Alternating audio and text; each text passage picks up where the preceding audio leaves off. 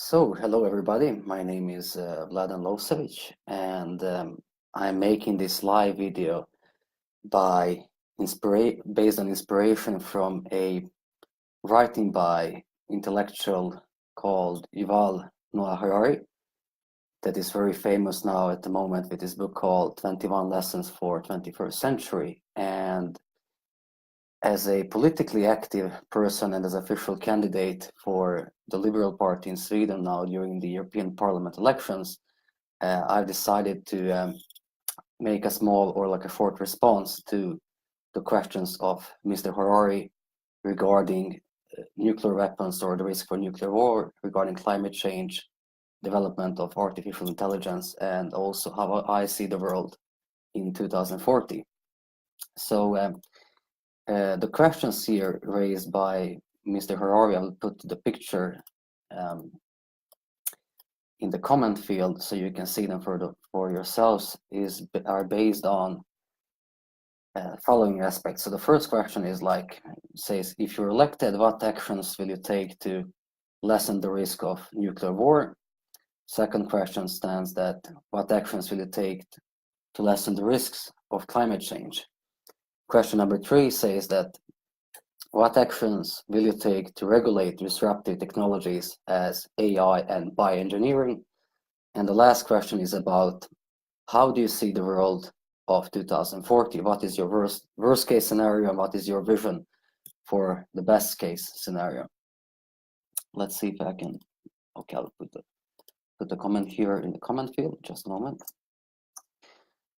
So if I start now with the first question regarding the risks for the nuclear war, my opinion here is that there is a need for a global ban on nuclear weapons, because nuclear weapons and weapons of mass destruction are a direct threat to security in global sense. So we speak about human security.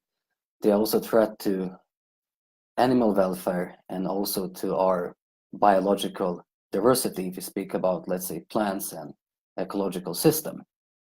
So usually there is an argument that the states should have a right to develop their nuclear weapons, but I do not think there is such kind of national security or national sovereignty when it comes to nuclear weapons, because they are basically a threat to everybody on the planet. And there should be a kind of global constitutionalism that is prohibiting further development and usage of nuclear weapons. And one way to achieve this is to develop new institutions when it comes to promotion of peace. So, for example, every state should have some kind of a peace ministry and minister for peace. And such position can be based that the person, let's say the minister of peace, is operating both locally among the population of the country or a region, and also working globally by cooperating with others. And this can also be done on the local level. So let's say every county or city can have a peace council. And for example, the European Union can have a commissioner for peace in order to promote peace both internally and to promote it on the global scale. So it's about abolishing the nuclear weapons, and it's also about having new institutions for promotion of peace. When it comes to climate change, my view is that there is a need for what can be called as glocal solutions. So glocal means that something is both global and local at the same time. So for example, on the local level, it's completely possible to advocate for local areas like cities and counties being as much free as possible from carbon dioxides by, let's say, imposing environmental zones so that people can decide on a local level in order to forbid, let's say, usage of cars that are using fossil fuels. This is one thing that can be done locally. On the global level, what can be done is to have some kind of a taxation, let's say tax on interregional flights, like flights from Europe to the United States or from America to Asia, and that the the revenues from this kind of taxation can be used for green investments from global level to, let's say, regional level or country-based level, local level. So this could stimulate, let's say, more greener flights, but also it can provide revenues that can be used for, let's say, constructing climate-friendly electricity installations in Africa.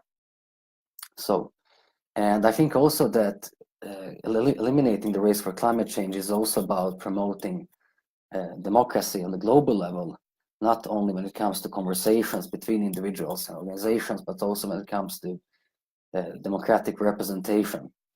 So this is why I advocate for establishment of a democratically elected world parliament that will be complementary to the current intergovernmental system of United Nations.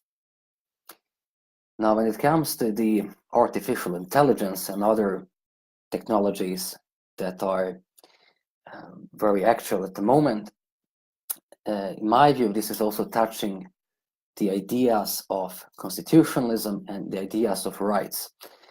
At the moment, all constitutions in the world are more or less human-centric. So it means that only we as humans are enjoying, let's say, we have human rights, we have civil liberties, we have the rule of law, and etc. But one way to deal, let's say, with artificial intelligence is also one way is to actually create new constitutions and to I would say to update the current Bill of Rights. So this is why constitutions, regardless if it's on local level or state level, they should include aspects like rights for robots, rights for artificial intelligence, rights for cyborgs, and so on. Now, it may sound funny, of course, at the moment, but the right charters are actually very much about shaping relations between humans themselves, but also shaping relations between humans and non-humans, and also relations between non-humans themselves. So let's say if we have rights for artificial intelligence, by creating new rights charters, it can be stated that artificial intelligence should not be used for, let's say, for conducting wars. So the AI is not being used, let's say, for killing people, or that people should have the rights to kill the artificial intelligence. So this is the way to stimulate interactions and relations between humans and non-humans, and also between non-humans themselves. So there is a need to update current constitutional aspects around the world for the future. That is going to be because in the future there are going to be a higher number of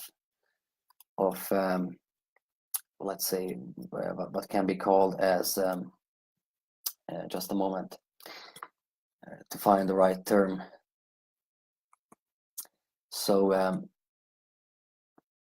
so basically humans are not gonna be alone. So we can speak about sentient entities like cyborgs, digital intelligence, artificial intelligence, robots, human-like to robots like humanoids, and other, let's say, advanced kinds of life forms.